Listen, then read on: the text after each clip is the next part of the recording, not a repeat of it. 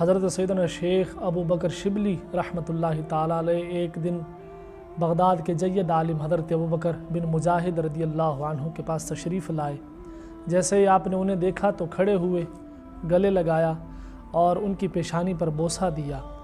تو جو آپ کے چاہنے والے تھے، آپ کے پاس موجود تھے، انہوں نے کہا کہ آپ اور اہل بغداد ان کو دیوانہ کہتے ہیں، تو آج یہ ایسی شفقت کیسی ان پر، ایسی محبت کیسی؟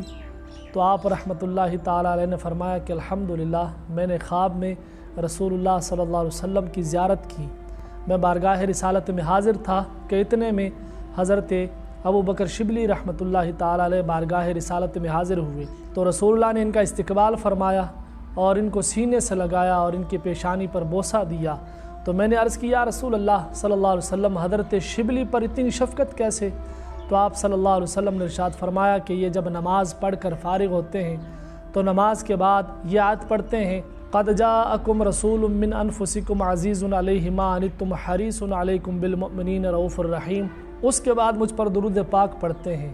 تو درود پاک پڑھنے کی وجہ سے رسول اللہ نے اتنی شفقت فرمائی، اتنی کرم نوازی فرمائی کہ ان کے لیے کھڑے ہوئے، ان کو گلے سے لگایا اور ان کی پیشانی پر بوسہ دے کر اپنے پاس بٹھا لیا۔